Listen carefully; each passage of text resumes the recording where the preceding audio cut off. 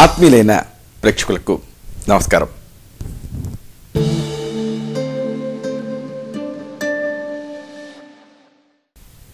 ఈ కార్యక్రమంలో మనం చాలా ముఖ్యమైన విషయాన్ని తెలుసుకోబోతున్నాం.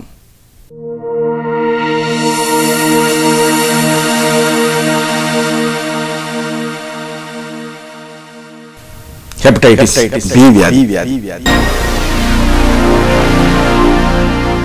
ఎంతోమంది ఈ వ్యాధితో పోరాడుతూ ఉన్నారు.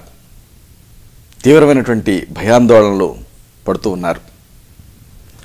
అసలు ఈ హెపటైటిస్ బి వ్యాధి అంటే ఏమిటి, ఎందుకు వస్తుంది, ఎలా వస్తుంది, ఇది తగ్గదా, తగ్గుతుందా, ఒకవేళ ఈ వ్యాధికి ట్రీట్మెంట్ తీసుకోవాలంటే ఎలాంటి మూలికలు వాడాలి, ఈ వ్యాధి మీద ఈ మధ్య జరిగినటువంటి అధ్యయనాలు ఏమిటి, ఇలాంటి మొత్తం సమాచారాన్ని ఈ కార్యక్రమంలో తెలుసుకుందాం.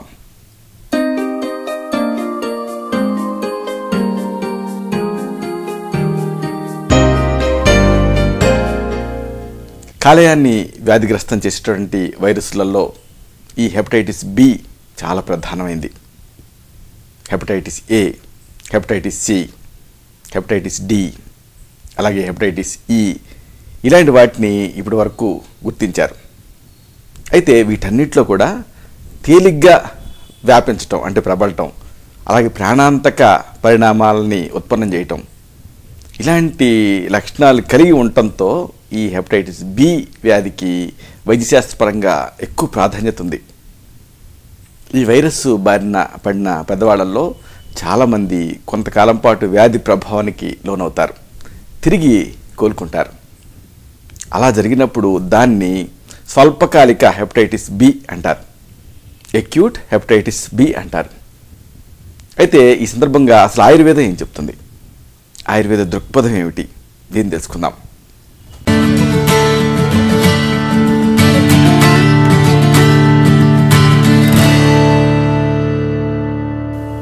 ఆయుర్వేదంలో కాలేయ వ్యాధుల్ని యకృత్ వ్యాధులు అంటారు.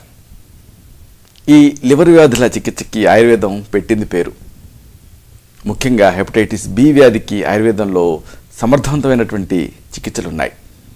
మరీ ముఖ్యంగా హెపటైటిస్ బి వైరస్కి వ్యతిరేకంగా పనిచేసే మందు మొక్కల శక్తి సామర్థ్యాన్ని ఈ మధ్య అధ్యయనకారులు రుజువు చేశారు. వీటికి సంబంధించిన సమాచారం మనం తెలుసుకోబోతున్నాం. అయితే ఇదంతా తెలుసుకోబోయే ముందు అసలు ఈ హెపటైటిస్ బి వ్యాధికి సంబంధించిన మౌలిక విషయాలు తెలుసుకోవాలి. ఈ వ్యాధి మీద మీకు అవగాహన ఉండాలి.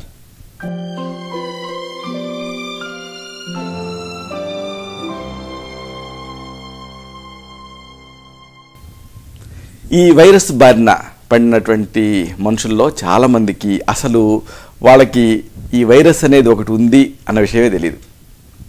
అంటే ఏ విధమైన లక్షణాలు కనిపించవు కాబట్టి వైరస్ వాళ్ళ శరీరంలో ఉంది అన్న విషయాన్ని చాలామంది గుర్తించలేరు. ఒకవేళ వైరస్ వల్ల లక్షణాలు కనిపించడం మొదలైతే అవి వేరే వ్యాధుల లక్షణాలు ఏమో అనుకుంటారు. అంటే ఫ్లూ వ్యాధి లక్షణాల మాదిరిగా కనిపిస్తూ ఉంటాయి. లక్షణాలు కనిపించినప్పటికీ కనిపించకపోయినప్పటికీ వైరస్ శరీరంలో ఉన్నంతకాలం కూడా ఇతరులను వ్యాధిగ్రస్తం చేసేటువంటి అవకాశం ఉంటుంది. కాబట్టి ఈ రకంగా జాగ్రత్తలు తీసుకోవాలి. కొన్ని సందర్భాల్లో ఈ వైరస్ శరీరం నుంచి వెళ్ళిపోదు. అలాంటి సందర్భాల్లో దానిని దీర్ఘకాలిక హెపటైటిస్ బి అంటారు, అంటే క్రానిక్ హెపటైటిస్ బి అంటారు. అది వైరస్ శరీరం నుంచి వెళ్ళిపోకపోతే.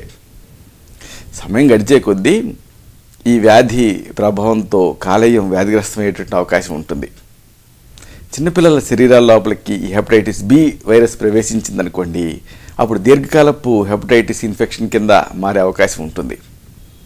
హెపటైటిస్ వ్యాప్తికి ప్రత్యేకించి కొన్ని అంశాలు దోహదపడతాయి. కొన్ని రకాల మందుల్ని బాగా యథేచ్ఛగా వాడటం, అలాగే దీర్ఘకాలం నుంచి ఆల్కహాల్ని తీసుకుంటూ ఉండటం, కాలేయంలో కొవ్వు పదార్థాలు మేట వేయటం, అలాగే పారిశ్రామిక వ్యర్థాలకి గురి కావటం, ఇలాంటివి చాలా ఈ హెపటైటిస్ బి వైరస్ వ్యాప్తికి దోహదం చేస్తాయి. అయితే అసలు ఈ వ్యాధికి ట్రీట్మెంట్ తీసుకోవటం, తర్వాత జాగ్రత్తలు తీసుకోవటం, ఇలాంటి వాటి అన్నిటికంటే ఈ కార్యక్రమం చూస్తున్న మీకు చెప్పొచ్చేది ఏంటంటే నివారణ గురించి తెలుసుకోవాలి. అంటే మీకు ఈ హెపటైటిస్ బి ఈ ఇన్ఫెక్షన్ ఇప్పుడు లేకపోవచ్చు, కానీ భవిష్యత్తులో వచ్చే అవకాశం ఉంటుంది కాబట్టి అసలు దీన్ని ఎలా నివారించుకోవాలి అనేది తెలుసుకోవాలి.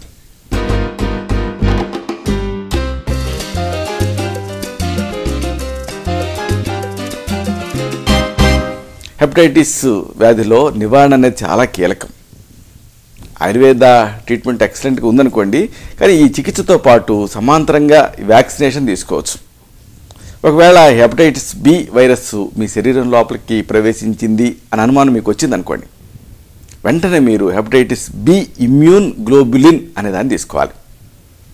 ఇది కొన్ని చోట్ల దొరకకపోవచ్చు, దొరికితే తీసుకోవాలి.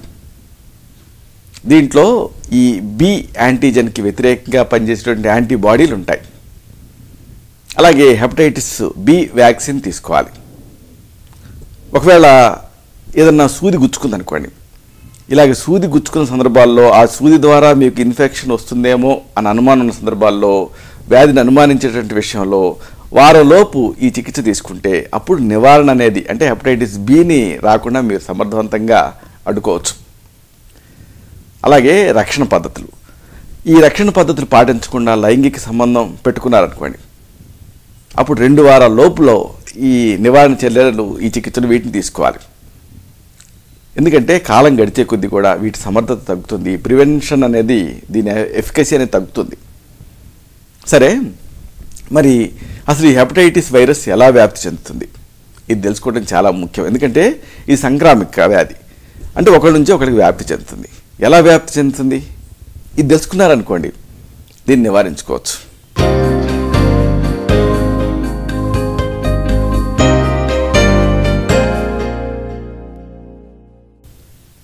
రక్తం, వీర్యం, అలాగే స్త్రీ జననేంద్రియ స్రావాలు, బహిష్టుస్రావం, ఇలాంటివి హెపటైటిస్ బి వ్యాధికి గురైన వ్యక్తి శరీరం నుంచి వ్యాధి లేని మామూలు వ్యక్తి శరీరం లోపలికి ప్రవేశించడం ద్వారా హెపటైటిస్ బి వ్యాప్తి జరుగుతుంది.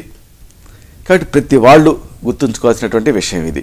హెపటైటిస్ బి ఎలా వ్యాప్తి చెందుతుంది అంటే, ఇది రక్తం ద్వారా వ్యాపించవచ్చు, వీర్యం ద్వారా వ్యాపించవచ్చు, అంటే లైంగిక సంబంధాలు, అలాగే స్త్రీ జననేంద్రియ స్రావాల ద్వారా వ్యాపించవచ్చు, అలాగే బహిష్టుస్రావం ఇలాంటి వాటి ద్వారా వ్యాపించవచ్చు.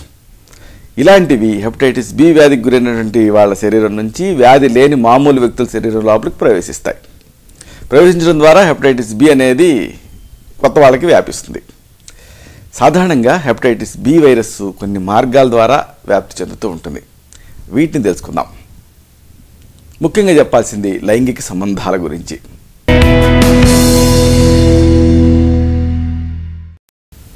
స్త్రీ పురుషుల లైంగిక సంబంధాలు హెపటైటిస్ బి వైరస్ వ్యాప్తికి ప్రధాన కారణం.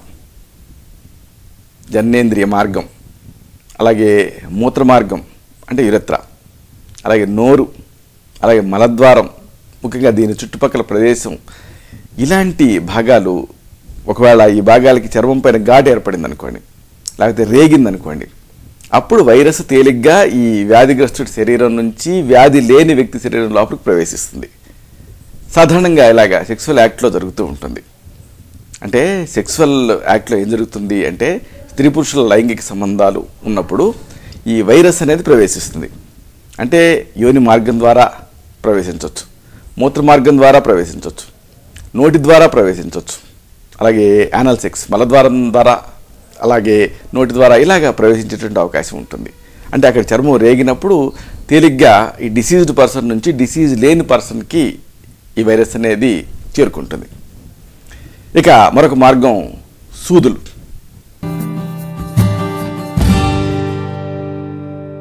అంటే సూదుల్ని వాడిన వాటినే కొంతమంది వాడుతూ ఉంటారు. ఇలాగా యూజ్డ్ ఈ నీడిల్స్ నుంచి హెపటైటిస్ బి అనేది వ్యాప్తి చెందుతుంది.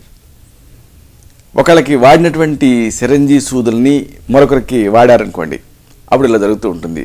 సాధారణంగా సబ్ సెంటర్స్లో ఇలా వాడుతూ ఉంటారు. అలాగే వ్యాధిగ్రస్తులు మత్తు మందులను ఇంజెక్ట్ చేసుకుంటూ ఉంటారు.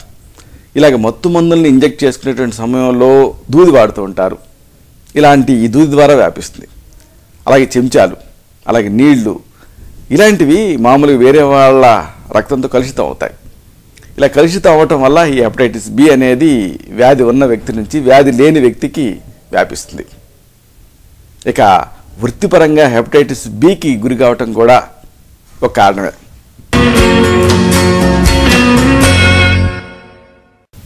రక్తంతో కానీ రక్తానికి సంబంధించినటువంటి పదార్థాలతో కానీ పనిచేసేటువంటి కొంతమంది ఉంటారు. అంటే కొన్ని ప్రొఫెషన్స్ ఇలా ఉంటాయి. ఇలాంటి వాళ్ళకి హెపటైటిస్ బి అనేది, ముఖ్యంగా హెపటైటిస్ బి వైరస్ ఇన్ఫెక్షన్ ప్రాప్తించే అవకాశం ఉంటుంది.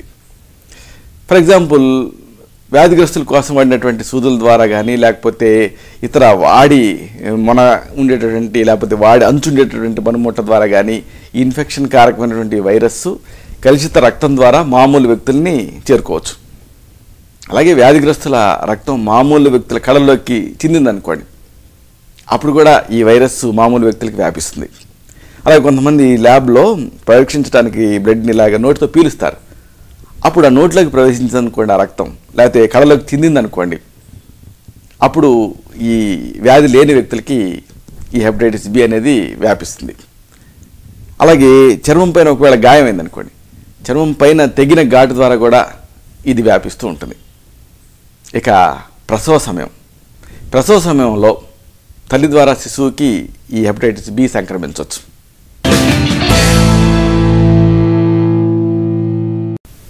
మామూలుగా జనన సమయంలో తల్లి తాలూకు శారీరక స్రావాలు తగులుతాయి. ఇలా తగలటం వల్ల శిశువుకి హెపటైటిస్ బి అనేది ప్రాప్తించవచ్చు. దీన్ని వైద్య పరిభాషలో పెరినేటల్ ట్రాన్స్మిషన్ అంటారు. అయితే శిశువుకి తల్లి నుంచి హెపటైటిస్ బి వైరస్ అనేది స్తన్యం ద్వారా మాత్రం వ్యాపించదు. ఇది ముఖ్యంగా గుర్తుపెట్టుకోవాలి. పాలివ్వటం ద్వారా హెపటైటిస్ బి తల్లి నుంచి శిశువుకి వ్యాపించదు. ఇక మరొక ముఖ్యమైనటువంటి అంశం పచ్చబొట్లు, అంటే బాడీ పియర్సింగ్ అంటారు. శరీరాన్ని కుట్టించుకుంటూ ఉంటారు. ఇలాగ బాడీ పియర్సింగ్ ద్వారా కూడా ఈ హెపటైటిస్ బి వ్యాపిస్తుంది.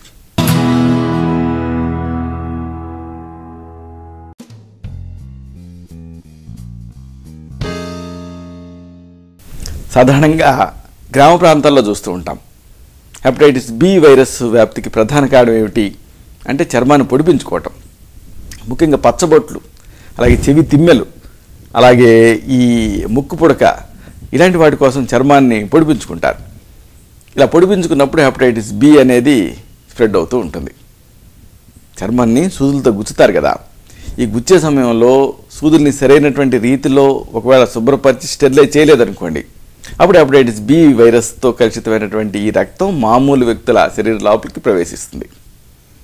ఇక మరొక ముఖ్యమైనటువంటి విషయం సౌందర్య సాధనాలు, అలాగే ఇతర వ్యక్తిగత వస్తువులు, వీటి ద్వారా కూడా వ్యాపిస్తుంది.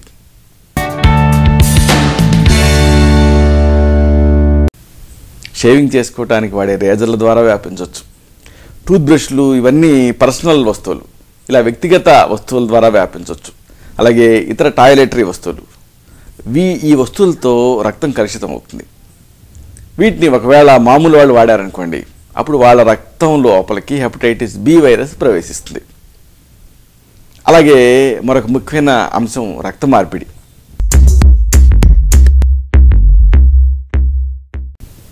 సరైన రీతిలో స్క్రీనింగ్ టెస్టులు నిర్వహించకుండా చేసే రక్త మార్పిడితో హెపటైటిస్ బి వైరస్ అనేది సోకుతుంది.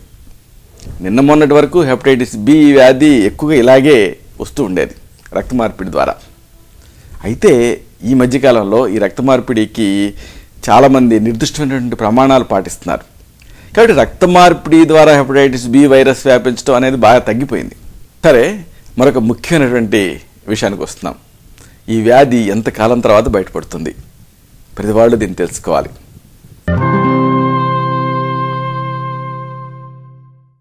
దీన్ని వైద్య పరిభాషలో ఇంక్యుబేషన్ పీరియడ్ అంటారు.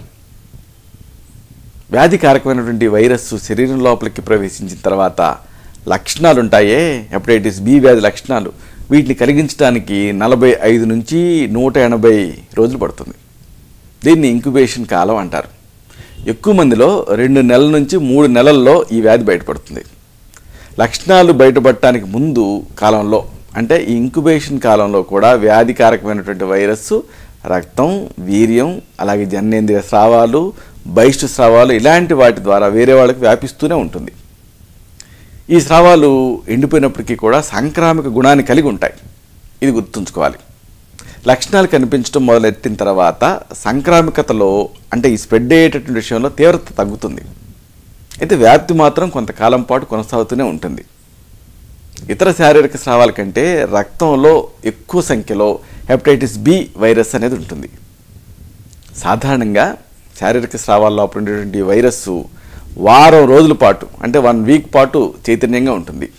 తర్వాత క్రమంగా ఇది అచేతనం అవుతుంది. హెపటైటిస్ బి ఇన్ఫెక్షన్ తక్కువ వ్యవధితో వచ్చిన వాళ్ళు ఉన్నారనుకోండి, అంటే ఎక్యూట్గా, ఇలాంటి వాళ్ళు హెపటైటిస్ బి ప్రతిజనక పదార్థానికి వ్యతిరేకంగా వాళ్ళ శరీరం ప్రతిరక్షక పదార్థాన్ని తయారు చేసుకుంటుంది. అంటే ఎక్యూట్ హెపటైటిస్ వ్యాధిలో యాంటీజెన్కి వ్యతిరేకమైనటువంటి యాంటీబాడీలు తయారవుతాయి. యాంటీబాడీలు తయారైన తర్వాత వ్యాధి తాలూకు ఇతరులకు వ్యాపించేటటువంటి గుణం అనేది ఆగిపోతుంది. అంటే సంక్రామికత గుణం అనేది తగ్గిపోతుంది. ఇలా జరగటానికి కొన్ని వారాలు పడుతుంది. అయితే ఎక్కువ కాలం నుంచి కొనసాగుతున్నటువంటి క్రానిక్ హెపటైటిస్లో మాత్రం వ్యాధి సంక్రామికత అనేది చైతన్యవంతంగా ఉన్నంతకాలము కొనసాగుతూనే ఉంటుంది. సరే, మరి లక్షణాలు అంటాం. ఏమిటా లక్షణాలు? హెపటైటిస్ బి వ్యాధి లక్షణాలు ఎలా ఉంటాయి? వీటిని తెలుసుకుందాం.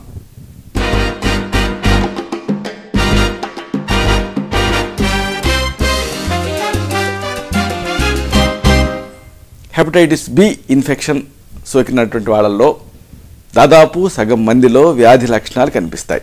అంటే సగం మందిలో కనిపించవు. ఈ లక్షణాలని మనం తెలుసుకోవడం చాలా అవసరం. ఒకటి, చర్మము అలాగే కళ్ళు పసుపు పచ్చటి రంగులో కనిపిస్తాయి. అయితే ఇక్కడ ఒక ముఖ్యమైనటువంటి విషయం, హెపటైటిస్ బి వ్యాధిలో ఈ పసుపు పచ్చటి రంగులో కళ్ళు కనిపించడం అనేది, అంటే కామెర్లు అనేది ప్రధాన లక్షణం అయినప్పటికీ కూడా వ్యాధి స్టార్టింగ్ ఫేజ్లో ఈ లక్షణం కనిపించదు. సాధారణంగా ఇతర లక్షణాలన్నీ తగ్గిపోవటం మొదలుపెట్టిన తర్వాత ఈ కామెర్లు కనిపించడం అనేది మొదలవుతుంది. ఇక ఈ హెపటైటిస్ బి వ్యాధిలో అతి ప్రధానమైన లక్షణం ఏమిటో తెలుసా? విపరీతమైన బడలిక, తీవ్రమైనటువంటి నిస్త్రాణ, ఇవి నిలువెల్లా కూడా ఆవహిస్తాయి. ఈ వ్యాధిలో ప్రధానమైన లక్షణం ఈ నీరసమే. ఇక ఇది ఇన్ఫెక్షన్ కదా, కాబట్టి కొద్దిగా జ్వరం ఉంటుంది, అలాగే తలనొప్పి కూడా ఉంటుంది, అలాగే ఆకలి బాగా తగ్గిపోతుంది. ఎందుకంటే లివర్ వ్యాధిగ్రస్తమైంది కాబట్టి తినాలనిపించదు ఏది. ఇక ఆహారాన్ని చూశారనుకోండి, ఒకవేళ ఈ హెపటైటిస్ బి వ్యాధి ఉన్నప్పుడు, అది యాక్టివ్గా ఉన్నప్పుడు, అప్పుడు వికారంగా అనిపిస్తుంది. అంటే ఫుడ్ని చూస్తే చాలు కడుపులో తెములుతున్నట్టుగా అనిపిస్తుంది. కొంతమందికి అయితే వాంతులు కూడా అవుతూ ఉంటాయి.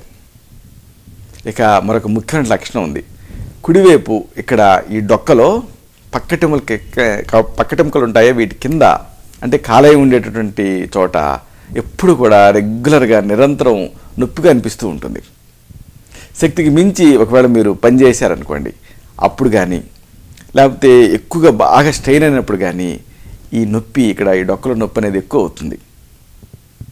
ఇక విరేచనాలు ఉంటాయి.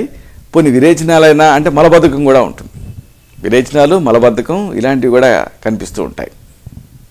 అలాగే మయాల్జియా అంటాం, అంటే కండరాల్లో ఒక రకమైనటువంటి నొప్పి ఉంటుంది. అలాగే కీళ్ళు కూడా నొప్పిగా అనిపిస్తూ ఉంటాయి, ఎందుకంటే వైరల్ ఇన్ఫెక్షన్ కాబట్టి. ఇక చర్మం మీద మీరు గమనిస్తే ఎరుపు రంగులో దద్దురుగా అనిపిస్తుంది. ఇది కూడా ఒక ముఖ్యమైన లక్షణం. అయితే ఇక్కడ ఒక ముఖ్యమైన విషయం చెప్పాలి.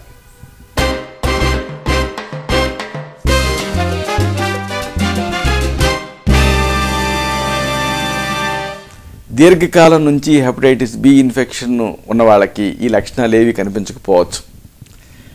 సాధారణంగా వేరే వాళ్ళకి రక్తదానం చేసినప్పుడు కానీ, లేకపోతే రొటీన్గా ఏదన్నా పరీక్షలు చేస్తుంటారు కదా, ఇలాగ పరీక్షలు చేసే సమయంలో కానీ హెపటైటిస్ బి ఉన్నట్టుగా బయటపడుతుంది.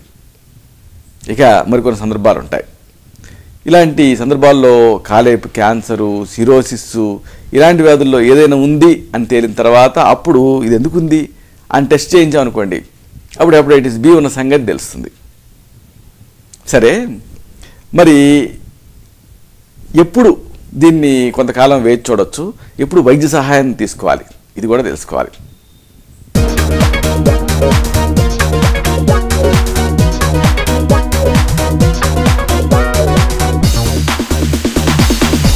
విపరీతమైనటువంటి చిరాకు, అసహనం ఇలాంటివి ఉన్నాయనుకోండి, అప్పుడు మీరు వైద్య సలహా కోసం రావాల్సి ఉంటుంది. అలాగే ఆలోచించగలిగేటటువంటి శక్తి, నిర్ణయాలు తీసుకునే సామర్థ్యం తగ్గిపోయాయనుకోండి, అప్పుడు కూడా మీరు అశ్రద్ధ చేయకూడదు. ఇక విపరీతమైనటువంటి మగత మిమ్మల్ని ఆవహిస్తుంది అనుకోండి, అప్పుడు కూడా ఎవాల్యుయేషన్ అవసరం. ఇక కాళ్ళు, చేతులు, అలాగే హస్తపాదాలు, పొట్ట, ముఖం ఇలాంటి శారీరక భాగాలలో వాపు తయారయ్యింది అనుకోండి, అప్పుడు మీరు ఇక అశ్రద్ధ చేయకూడదు, వైద్య సలహా కోసం రావాల్సి ఉంటుంది. ముక్కు కానీ, నోరు కానీ, మలద్వారం కానీ, చర్మం కింద కానీ ఈ భాగాల నుంచి ఒకవేళ రక్తస్రావం అవుతూ ఉందనుకోండి, అప్పుడు కూడా మీరు ఎంత మాత్రం అశ్రద్ధ చేయకూడదు. డాక్టర్ సలహా అనేది చాలా అవసరం. సరే, ఈ వ్యాధిని మీకు తెలిసి ఈ వ్యాధి ఉందని అశ్రద్ధ చేశారు, ఏం జరుగుతుంది అంటే మున్ముందు పరిణామాలు ఎలా ఉంటాయి, ఈ వ్యాధి పురోగతి ఎలా ఉంటుంది, ఇది తెలుసుకుందాం.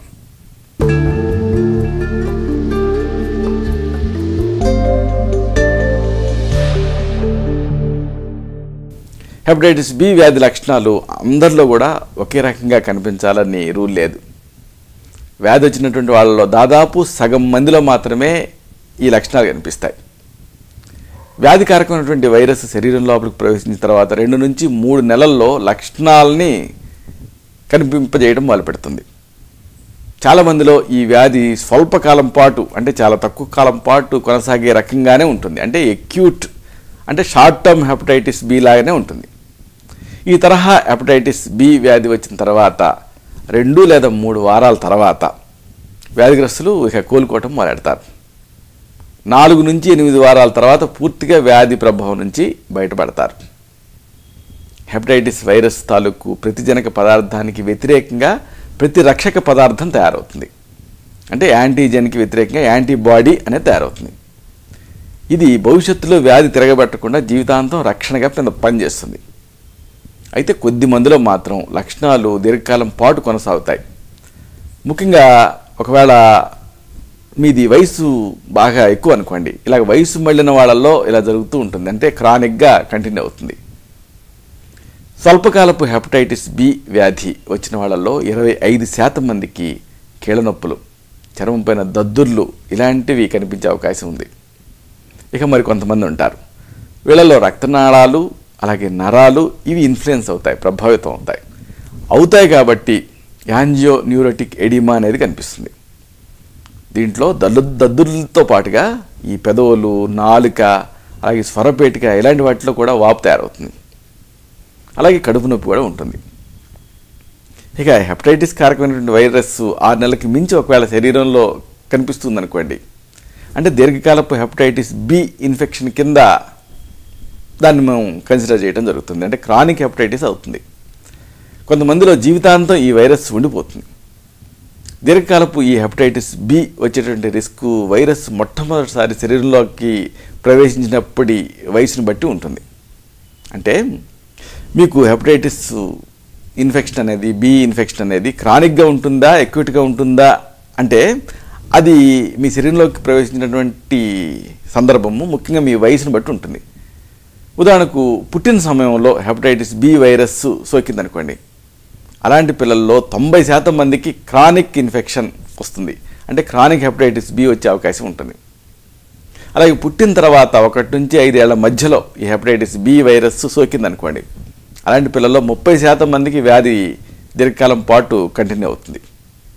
ఇక పెద్ద పిల్లల్లో, అలాగే యుక్త వయస్కుల్లో, అలాగే బాగా పెద్దవాళ్లలో ఒకవేళ వైరస్ సోకిందనుకోండి, వీళ్ళలో కేవలం 6% మందిలోనే ఈ వ్యాధి దీర్ఘకాలపు హెపటైటిస్ కింద రూపాంతరం చెందుతుంది. మిగతా వాళ్ళల్లో అది ఎక్యూట్ కింద వచ్చి మళ్ళీ తగ్గిపోతుంది.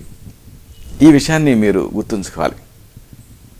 దీర్ఘకాలపు హెపటైటిస్ బి ఇన్ఫెక్షన్ వచ్చిన వాళ్ళు సాధారణంగా లక్షణ రహితులుగా ఉంటారు, అంటే వాళ్ళలో ఎలాంటి లక్షణాలు కనిపించవు. అయితే వీళ్ళ ద్వారా మళ్ళీ ఈ హెపటైటిస్ బి వ్యాధి వేరే వాళ్ళకి వ్యాపిస్తూ ఉంటుంది. అది ట్రాజడీ. ముఖ్యంగా లైంగిక భాగస్వామికి వ్యాపిస్తుంది. అలాగే వ్యాధిగ్రస్తులతో సన్నిహితంగా జీవించే వాళ్ళకి కూడా వ్యాధి సోకే అవకాశం ఉంటుంది, కేర్ టేకర్స్కి. సాధారణంగా దీర్ఘకాలపు హెపటైటిస్ బి వల్ల ప్రమాదకరమైనటువంటి చిక్కులు అంటూ ఏవీ రావు, అంటే కాంప్లికేషన్స్ అనేవి అంతగా ఉండవు. అయితే 15 నుంచి 25% మంది వ్యక్తులలో కొన్ని కాంప్లికేషన్స్ వస్తాయి. ఉదాహరణకు కాలేయం గట్టిపడవచ్చు, అంటే సిరోసిస్ వ్యాధిలోకి దించవచ్చు. అలాగే కాలేయానికి క్యాన్సర్ సోకొచ్చు, ఇలాగే జరిగే అవకాశం ఉంటుంది. 40 ఏళ్ళు దాటిన వాళ్ళల్లో హెచ్బిఈ అనే ప్రత్యేకమైనటువంటి యాంటీజెన్ ఉన్న వాళ్ళల్లో కాలేయ ఎంజైమ్లు అసాధారణంగా పెరుగుతాయి. ఇలా పెరిగినప్పుడు అలాగా సిరోసిస్ వచ్చేటువంటి అవకాశం ఎక్కువ ఉంటుంది. హెపటైటిస్ బితో పాటు హెపటైటిస్ సి వైరస్ కూడా సమాంతరంగా ఉన్నటువంటి వ్యక్తులలో భవిష్యత్తులో సిరోసిస్ వచ్చేటువంటి అవకాశం ఎక్కువ ఉంటుంది.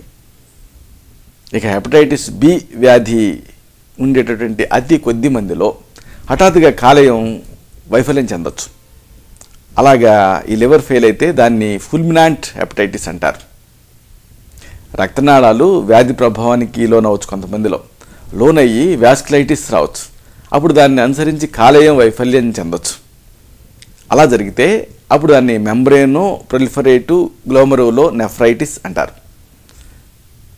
లేకపోతే కీళ్ళ నొప్పి, కడుపు నొప్పి, నరాల వాపు రావచ్చు. ఇలాగా ఈ అన్ని లక్షణాలు కనిపిస్తే దాన్ని మోనోన్యూరైటిస్ అంటారు. లేదా రేనాట్స్ వ్యాధి కూడా రావచ్చు, అంటే రక్తనాళాలు సన్నగా తయారవచ్చు. సాధారణంగా ఎయిడ్స్, హెపటైటిస్ సి ఇలాంటి వ్యాధులు కూడా హెపటైటిస్ బి లాగానే, అంటే అది హెపటైటిస్ బి ఎలా సోకుతుందో అదే పద్ధతిలో సోకుతాయి. కాబట్టి హెపటైటిస్ బి వైరస్ ఉన్నప్పుడు వీటి ఉనికిని కూడా, అంటే ఎయిడ్స్ని కానీ హెపటైటిస్ సిని కానీ వీటిని కూడా పరిగణించాల్సిన అవసరం ఉంటుంది. ఇక అతి ముఖ్యమైన విషయానికి వస్తున్నాం. హెపటైటిస్ బి వైరస్ వ్యాధి రావడానికి దోహదపడే అంశాలు ఏమిటి, అంటే ఈ వ్యాధి రావడానికి కారకమైనటువంటి రిస్కులు ఏమిటి, ఇది తెలుసుకుందాం.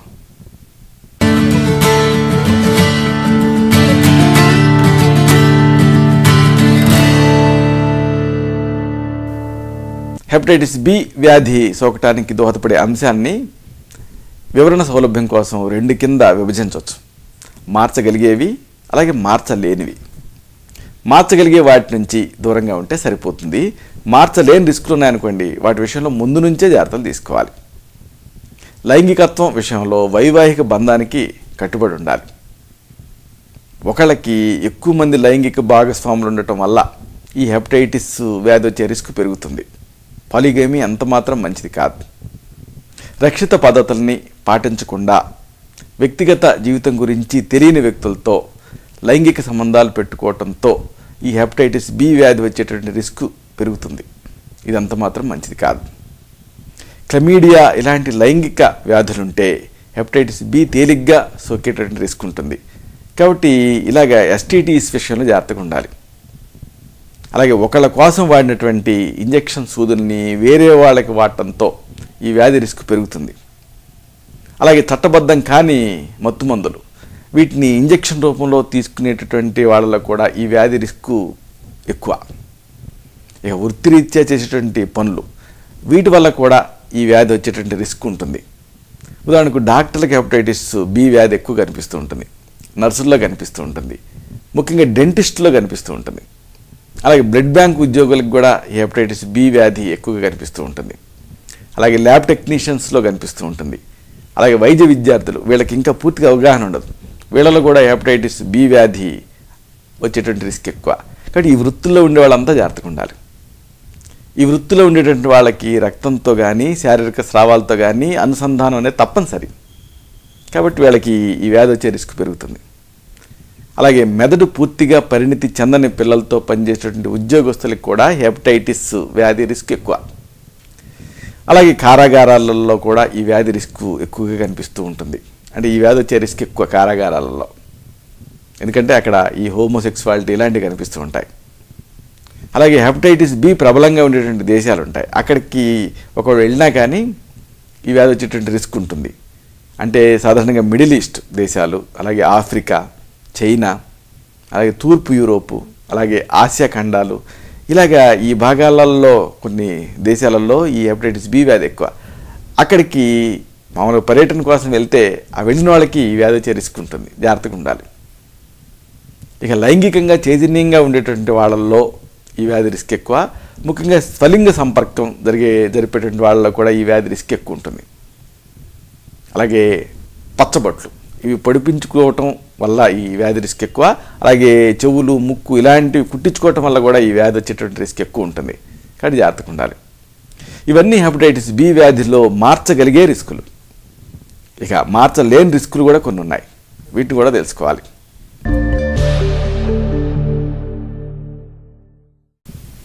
తాజాగా ఈ లైంగిక వ్యాధుల బారిన పడటం అనేది ఒక రిస్క్. అలాగే హెపటైటిస్ బి ఇన్ఫెక్షన్ ఉండేటువంటి తల్లికి జన్మించడం ఒక రిస్క్, ఇది మార్చలేనిది. అయితే తల్లి పాల ద్వారా హెపటైటిస్ బి అనేది శిశువుకి వ్యాపించదు. ఈ హెపటైటిస్ ఇన్ఫెక్షన్ ఉండేటువంటి వ్యక్తి వేరే వాళ్ళని కొరికి గాయపరిచాడు అనుకోండి, అప్పుడు ఈ వ్యాధి వచ్చే రిస్క్ ఉంటుంది. అయితే చుమ్మనం ద్వారా మాత్రం హెపటైటిస్ బి వ్యాధి వ్యాపించదు, అంటే ముద్దు పెట్టుకోవడం ద్వారా వ్యాపించదు. వ్యాధి ఉండేటటువంటి వాళ్ళ నుంచి రక్తం గడ్డగట్టడానికి తోడ్పడేటువంటి పదార్థాలను స్వీకరించడం ఒక రిస్క్. మామూలుగా హీమోఫీలియా ఇలాంటి రక్తం గడ్డగట్టడానికి సంబంధించినటువంటి వ్యాధులలో ఇలాగా తీసుకోవాల్సి ఉంటుంది. అప్పుడు ఈ హెపటైటిస్ బి వచ్చే రిస్క్ ఉంటుంది. అలాగే తీవ్రస్థాయి మూత్రపిండాల వ్యాధులు ఉంటూ ఉంటాయి, అప్పుడు డయాలసిస్ తప్పనిసరి. ఈ డయాలసిస్ చేయించుకున్నప్పుడు సాధారణంగా హెపటైటిస్ బి అనేది వస్తూ ఉంటుంది. అందుకే నా దగ్గరికి వచ్చే పేషెంట్స్లో ఎక్కువ మంది ఈ డయాలసిస్లో ఉండేవాళ్ళే వస్తూ ఉంటారు హెపటైటిస్ బి ఉందని. కొంతమందిలో ఈ కారణాలు ఏవీ కూడా ఉండవు, ఏవీ లేకుండా కూడా హెపటైటిస్ బి అనేది సోకొచ్చు. ఇమ్యూనిటీ తగ్గటం వల్ల ఇలా జరుగుతూ ఉంటుంది. సరే, ఇప్పుడు మరొక ఆసక్తికరమైన విషయానికి వస్తున్నాం. హెపటైటిస్ బి వ్యాధిలో ఉపయోగపడే పరీక్షలు, అలాగే నిర్ధారణ పద్ధతులు.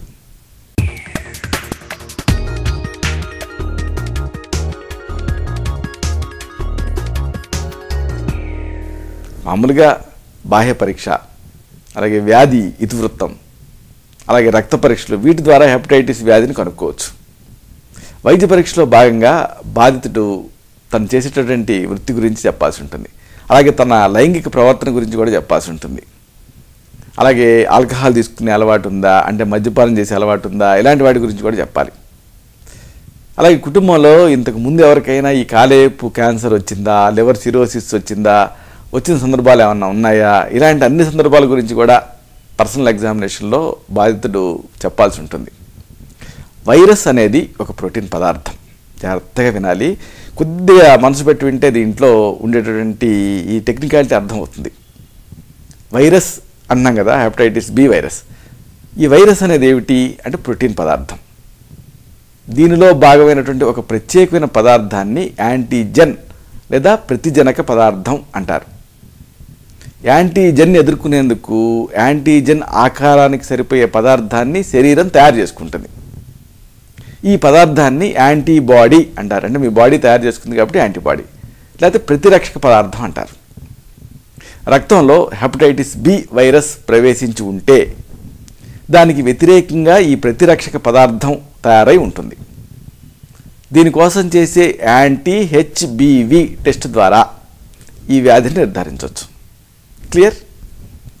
ఇక హెపటైటిస్ యాంటీజెన్ యాంటీబాడీ టెస్టుల ద్వారా ప్రస్తుతం వ్యాధి చైతన్యవంతంగా ఉన్న విషయాన్ని, అలాగే ఇంతకు ముందు ఉండి ప్రస్తుతం అచేతనంగా ఉన్న విషయాన్ని, అలాగే వ్యాధి నుంచి రక్షణ ఇచ్చేటటువంటి హెపటైటిస్ వ్యాక్సిన్ తీసుకున్న విషయాన్ని, దీర్ఘకాలపు హెపటైటిస్ బి కొనసాగుతున్న విషయాన్ని, అలాగే వ్యాధి సాంక్రామిక లక్షణాలను కలిగి ఉన్న విషయాన్ని, వీటన్నిటిని తెలుసుకోవచ్చు.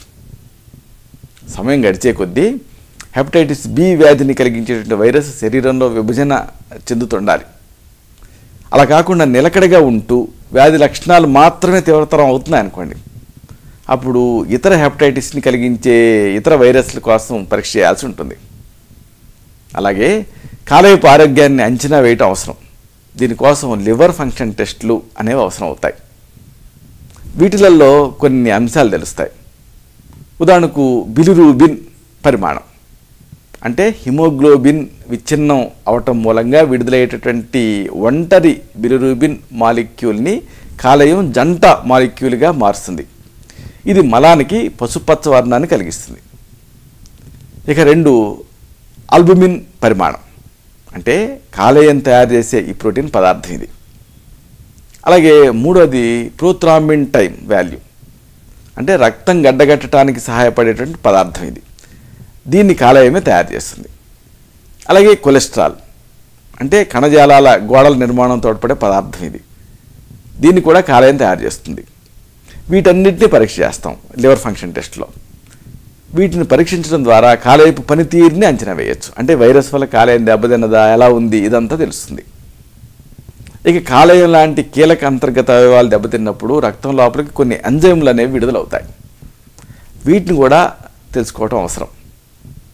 ఉదాహరణకు ఆల్కలైన్ ఫాస్ఫటేస్ అంటే ALP, అలాగే అలనైన్ అమైనో ట్రాన్స్ఫరేస్ అంటే ALT, అలాగే యాస్పర్టేట్ అమైనో ట్రాన్స్ఫరేస్ అంటే AST, అలాగే లాక్టిక్ డీహైడ్రోజినేస్ అంటే LDH.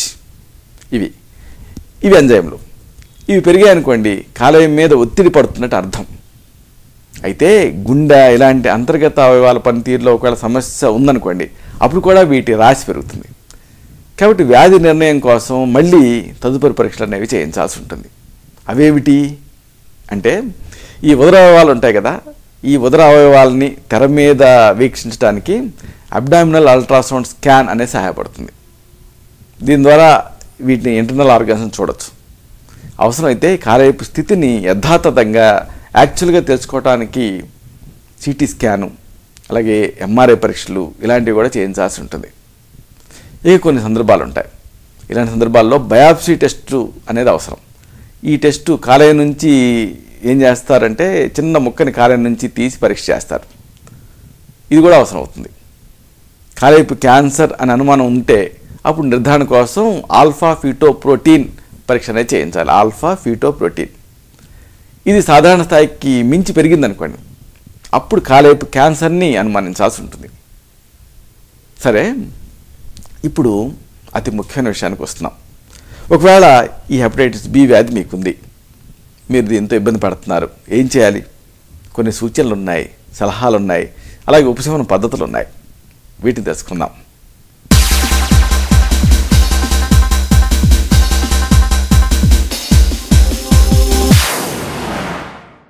హెపటైటిస్ B వ్యాధి ఉండి లక్షణాలతో ఇబ్బంది పడుతున్నప్పుడు త్వరగా కోలుకోవటం అవసరం.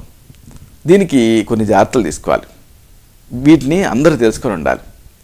ముఖ్యంగా వ్యాధిగ్రస్తులు రోజువారీ కార్యకలాపాలు ఉంటాయి కదా, వీటిని తగ్గించుకోండి. బాగా విశ్రాంతి తీసుకోండి. శారీరక శ్రమను కూడా బాగా తగ్గించేసుకోండి. ఇంటి పట్టునే ఉండండి. పూర్తిగా కోలుకునే వరకు బెడ్ రెస్ట్ తీసుకోండి. సరైన రీతిలో సరైన మోతాదులో ఆహారాన్ని తీసుకుంటూ ఉండండి. చాలామంది వ్యాధిగ్రస్తులకి కాలేయం సరిగ్గా పనిచేయదు కాబట్టి పనిచేయనప్పుడు ఆహారం సహించదు. ఇలాంటి సందర్భాల్లో ఏం చేయాలి? ఆకలి పుట్టడానికి ఆయుర్వేదంలో జంబీరాది పానకం, ఇది నిమ్మపళ్ళ నుంచి తయారవుతుంది. పిప్పళ్యాసవం పిప్పళ్ళ నుంచి తయారవుతుంది. ఇలాంటి మందులు ఉన్నాయి. వీటిని వాడుకుంటే మంచి ఫలితం ఉంటుంది. వైద్య సలహాతో వాడుకోవచ్చు. ఇక మీరు తీసుకునే ఫుడ్ ఉంటుంది కదా, ఈ ఆహారాన్ని చిన్న చిన్న మొత్తాల్లో ఎక్కువసార్లు తీసుకోండి. రోజు గడిచే కొద్దీ కూడా ఆకలి తగ్గుతుంది. కాబట్టి ఏం చేస్తారు? ఉదయం బాగా ఆకలి ఉంటుంది కదా, ఈ ఉదయం పూట ఎక్కువ మొత్తాల్లో ఈ ఆహారాన్ని తీసుకుంటూ ఉండండి. సాయంత్రానికి ఆహారపు మోతాన్ని తగ్గించేయండి, లేకపోతే మళ్ళీ వాంతి వచ్చినట్టు అనిపిస్తుంది. ఇక స్వల్పకాలిపు హెపటైటిస్ అనుకున్నామే, అక్యూట్ హెపటైటిస్ B, ఈ వ్యాధిలో వాంతులు, వికారం ఇలాంటివి ఉంటూ ఉంటాయి కాబట్టి డీహైడ్రేషన్ వస్తుంది, నిర్జలీయత. దీన్ని అధిగమించడం అవసరం. దీనికి ఏం చేస్తారు? చల్లటి నీళ్లు తాగుతూ ఉండండి, ద్రవాహారాలు తీసుకుంటూ ఉండండి, పళ్ళ రసాలు తీసుకోవచ్చు, ఎలాంటి ఇబ్బంది లేదు, సూప్స్ తీసుకోవచ్చు. ఇక మద్యం, ఈ మద్యం హెపటైటిస్ B వ్యాధిగ్రస్తుల పాలిట ప్రథమ శత్రు. వ్యాధి కారణంగా దెబ్బతిన్నటువంటి ఈ కాలేయం మీద మద్యం అదనపు భారాన్ని మోపుతుంది. కాలేయం మద్యాన్ని పూర్తి స్థాయిలో పచనం చెందించలేదు. దీంతో చాలా రకాల ఇక్కట్లు ఎదురవుతాయి. హెపటైటిస్ B ఇన్ఫెక్షన్ సోకినటువంటి వాళ్ళు కనీసం 4 నుంచి 6 నెలల పాటు మద్యం అనే దాని జోలికి కూడా పోకూడదు. అసలు పూర్తిగా దీన్ని మానేయాలి. ఇది ఒక ఆపర్చునిటీ అనుకోవాలి హెపటైటిస్ B రావటం. ఇక ఆల్కహాల్ని పూర్తిగా వదిలేయాలి, చాలా ముఖ్యం. ఒకవేళ దురద ఉందనుకోండి, అప్పుడప్పుడు ఉంటూ ఉంటుంది ఇలాగ హెపటైటిస్ B ఉన్నప్పుడు. ఆ దురదను తగ్గించుకోవటానికి వైద్య సలహాతో మహామరిచ్చ తైలం ఇలాంటివి వాడుకోవచ్చు. అలాగే సబ్బు ఉంటుంది కదా, ఈ సబ్బు కొంత ఇబ్బంది, ఈ సబ్బుకి బదులుగా సున్నిపిండి వాడుకోవచ్చు. అలాగే ఆరోగ్యవర్ధిని వంటి ఇలాంటివి వైద్య సలహాతో వాడుకుంటే దురద తగ్గటమే కాదు, కాలేయం కూడా స్ట్రెంథెన్ అవుతుంది. ఇక హెపటైటిస్ B వ్యాధికి సంక్రామికత అంటే స్ప్రెడ్ అయ్యేటటువంటి అవకాశం ఎక్కువ. కాబట్టి రేజర్ బ్లేడ్లు, టూత్ బ్రష్లు ఇలాంటి వ్యక్తిగత వస్తువుల్ని వేరే వాళ్ళతో పంచుకోకండి. అలాగే వ్యాధి లక్షణాలు తగ్గే వరకు కూడా లైంగిక సంబంధాలు మానేయండి.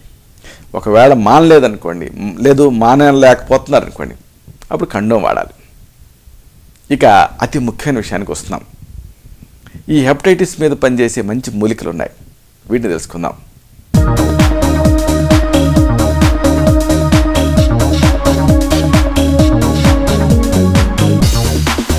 మొదటి మూలిక కాలమేఘ, యాండ్రోగ్రాఫిస్ పానిక్యులేటా.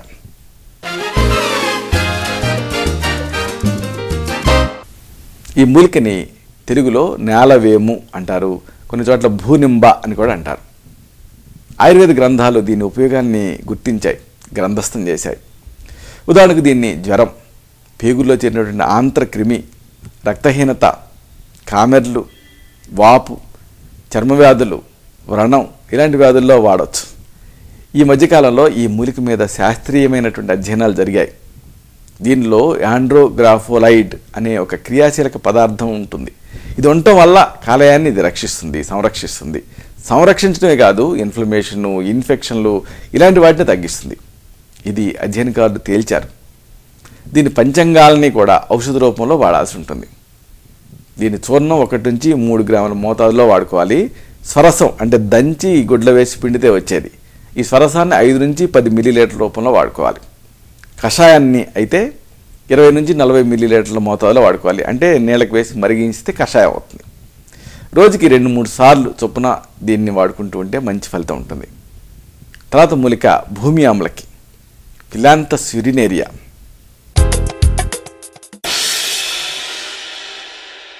ఈ మధ్యకాలంలో బాగా ప్రాచుర్యం పొందినటువంటి మూలిక ఇది. వైరస్ కారణంగా వచ్చే కాలేయ వ్యాధుల్లో దీని పనితీరు అమోఘంగా ఉన్నట్టుగా వైజ్ఞానిక పత్రాలు చాలా ప్రచురితమయ్యాయి.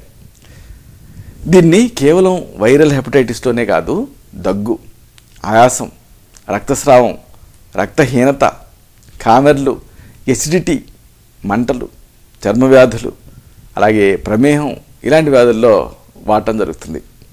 దీని పంచాంగాలు కూడా ఔషధం కింద ఉపయోగపడతాయి. సరసం అనుకోండి 10 నుంచి 20 మిల్లీలీటర్ల మోతాదులో వాడాల్సి ఉంటుంది. చూర్ణం అనుకోండి అంటే మొక్కని ఎండబెట్టి దంచి పొడి చేసి వస్త్రగాళితం పట్టుకుంటే వచ్చేది. ఈ చూర్ణాన్ని 3 నుంచి 6 గ్రాముల మోతాదులో వాడుకోవాల్సి ఉంటుంది. ఇక తర్వాత మూలిక పునర్నవ, బొరీవియా డిఫ్యూజా.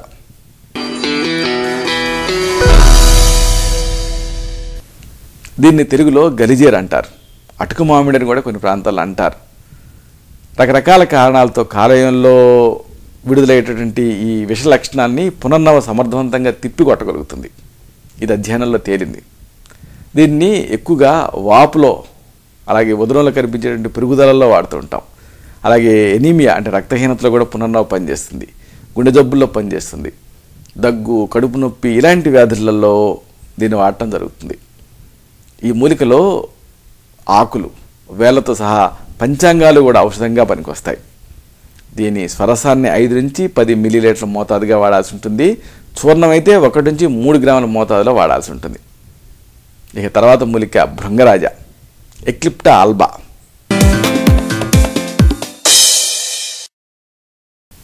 దీన్ని తెలుగులో గుంటకలగర అంటారు.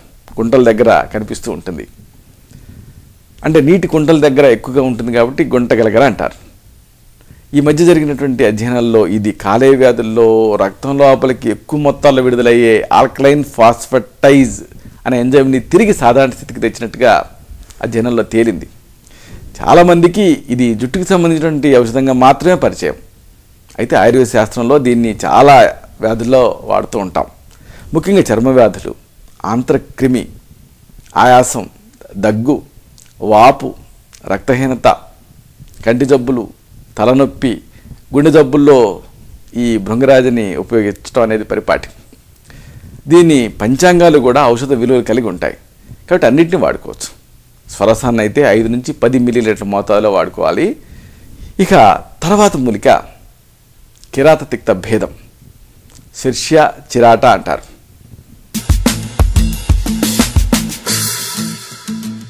ఇది చేదుగా ఉండే మూలిక. చాలా కాలేయ వ్యాధులలో, కాలేయ సంబంధ వ్యాధుల్లో అద్భుతంగా పనిచేస్తుంది. ఉత్తర భారతదేశంలో దీన్ని కిరాత తిక్త అనే సంహితోక్త మూలికకి ప్రతిరూపంగా గ్రహిస్తారు. అయితే మన ఆంధ్ర రాష్ట్రంలో కిరాత తిక్తగా నేలవేముని గ్రహిస్తాం. ఈ రెంట్లోనూ కూడా దాదాపు సమాన గుణధర్మాలు ఉన్నాయి. దీని పంచాంగాల్ని ఔషధ రూపంలో వాడుకోవాల్సి ఉంటుంది. చూర్ణం అనుకోండి 1 నుంచి 3 గ్రాముల మోతాదుగా వాడుకోవాలి. స్వరసం అయితే 5 నుంచి 10 మిల్లీలీటర్ల మోతాదుగా వాడుకోవాలి.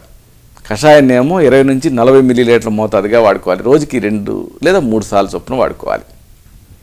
ఇక మరొక మూలిక విభీతకి, టెర్మినేలియా బెలీరికా.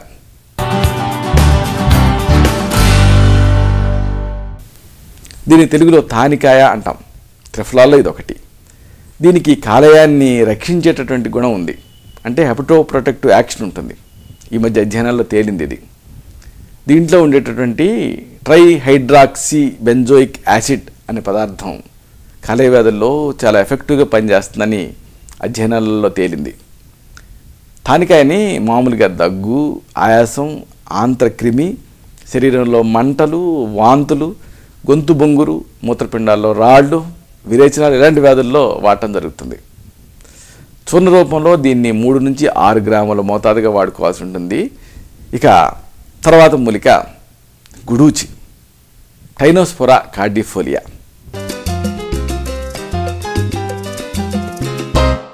దీని తెలుగులో తిప్పతీగ అంటారు. సంస్కృతంలో అమృత అనే పేరుంది దీనికి. చాలా రకాల వైరల్ వ్యాధుల్లో ఇది సమర్థవంతంగా పనిచేస్తుంది.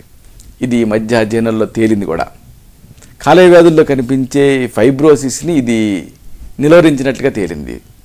అలాగే కాలేయ కణజాలాన్ని కొత్తగా పునర్నిర్మించినట్టు కూడా రుజువైంది. సర్జికల్ జాండిస్లో కూడా ఇది అమోఘంగా పనిచేసినట్టుగా అధ్యయనంలో తేలింది. ఒక అధ్యయనంలో కాలేయపు మార్పిడి తర్వాత దీన్ని సహాయక ఔషధం కింద ఇచ్చారు.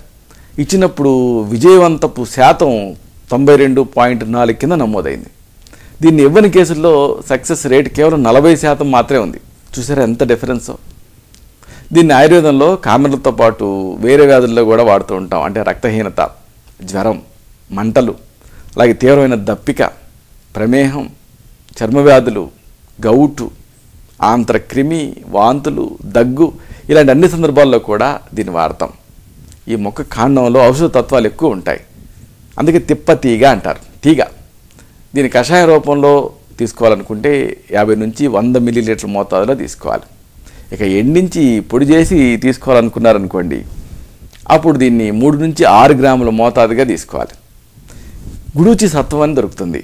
సత్వం రూపంలో దీన్ని వాడుకోదలిస్తే 1 నుంచి 2 గ్రాములు సరిపోతుంది. కామెరలో తిప్పతీగ రసంలో తేనె కలిపి కానీ, లేకపోతే తిప్పతీగని నూరి ముద్దగా చేసి కానీ మజ్జిగతో కలిపి తీసుకోవాలి. ఇక మరొక మూలిక కటుక, పిక్టోరైజా కురవా.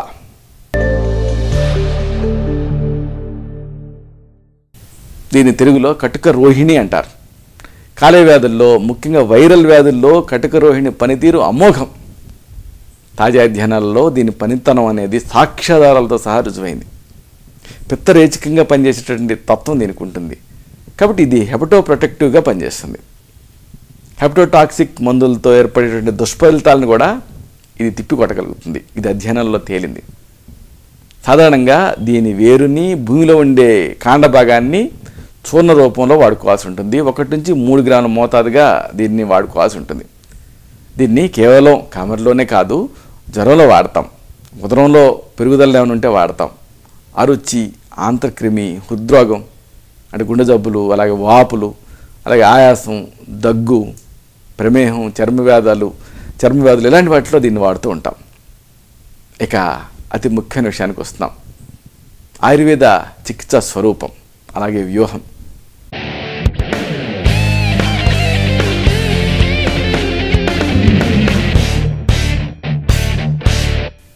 హెపటైటిస్ బి వ్యాధికి ఆయుర్వేద చికిత్స వ్యాధి తీవ్రతను బట్టి, వ్యాధి స్థితిని బట్టి ఉంటుంది. వైరస్ యాక్టివ్గా అంటే చైతన్యవంతంగా ఉంది లేనిది గమనించి చికిత్సా ప్రణాళికని ఫార్ములేట్ చేయాల్సి ఉంటుంది, రూపొందించాల్సి ఉంటుంది. కాలేయం దెబ్బతింటం, సిరోసిస్ రావటం ఇలాంటి వాటన్నిటినీ పరిగణలోకి తీసుకోవాలి. స్వల్పకాలిక హెపటైటిస్ బి వ్యాధిలో కొద్దిపాటి జాగ్రత్తలు, లాక్షణిక చికిత్సలు చేస్తే సరిపోతుంది. వ్యాధి వ్యాప్తిని నిరోధించడం అనేది చికిత్సలో చాలా కీలకం. అలా కాకుండా దీర్ఘకాలపు హెపటైటిస్ బి వ్యాధి ఉందనుకోండి, అప్పుడు వైరస్ మీద వ్యతిరేకంగా పనిచేసేటటువంటి వైరస్ని తటస్థపరిచేటువంటి మూలికలు ఉన్నాయి, ఇప్పుడు మనం చెప్పుకున్నవి. వీటిని సమయ సందర్భాలను బట్టి సూచించాల్సి ఉంటుంది. అలాగే కాలేయపు పనితీరుని ఎప్పటికప్పుడు గమనిస్తూ ఉండాలి. కాలేయం దెబ్బతినకుండా చూడాల్సి ఉంటుంది. ఇక కాలేయం విడుదల చేసేటువంటి ఎంజైములు, హెపటైటిస్ బి తాలూకు యాంటీజెన్ ఉనికి, హెపటైటిస్ బి వైరస్ తాలూకు జన్యు విశ్లేషణ, ఇలాంటి వాటి అన్నింటినీ ఆధారం చేసుకొని ఈ వైరస్ని తటస్థపరిచేటువంటి మందులు ఉంటాయి, వీటిని ఇవ్వాల్సి ఉంటుంది. ఈ వ్యాధికి ఆయుర్వేద చికిత్స 2 రూపాల్లో ఉంటుంది. ఒకటి దోష ప్రత్యానీకం, 2 వ్యాధి ప్రత్యానీకం. అంతర్గతంగా పెరిగిన దోషాలకి లక్షణాలకి చేసే చికిత్స దోష ప్రత్యానీకం. దీంట్లో ఈ వ్యాధి నిరోధక శక్తిని పెంచాల్సి ఉంటుంది. ఇక రెండోది వ్యాధి ప్రత్యానీకం, అంటే వైరస్ కదలికలను తటస్థపరచడం, నిర్వీర్యపరచడం. కాబట్టి ఇది వ్యాధి ప్రత్యానీకం. ఇలాగా ఈ డ్రగ్స్ని సెలెక్ట్ చేసుకోవాల్సి ఉంటుంది. ఆయుర్వేద ఔషధాలు ఈ వ్యాధిలో అద్భుతంగా పనిచేస్తాయి.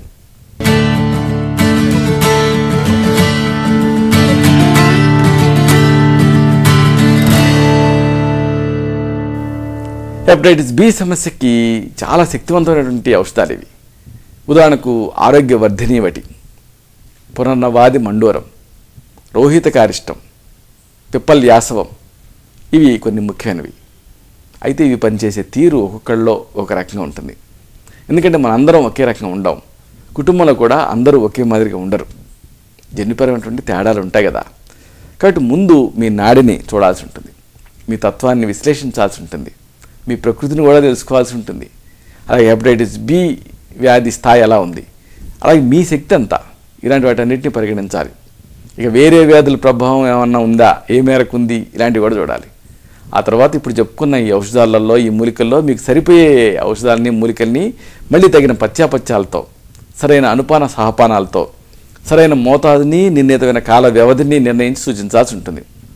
ఇలాగా ఈ హెపటైటిస్ బి వ్యాధిని, దానివల్ల వచ్చే ఇక్కట్లన్నీ సంపూర్ణంగా, సునాయాసంగా, నిశ్శేషంగా, నిస్సంశయంగా జయించవచ్చు.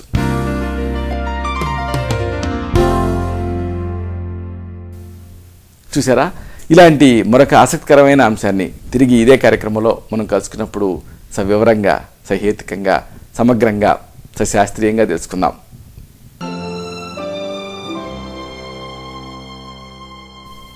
శతం జీవ శరదో వర్ధమానః, శతం హేమంతాన్ శతం వసంతాన్, 100 శరత్తులు, 100 హేమంతాలు, 100 వసంతాలు వర్ధిల్లుతూ జీవించండి.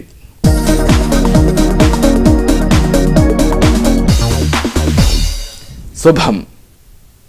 డాక్టర్ చిరుమామిళ్ళ మురళీ మనోహర్, ఎండి, ఆయుర్వేదం, Raksha Ayurvedic centre, Sarathi studios road, opposite state home, Ameerpet, Hyderabad 73. Phone 9177445454.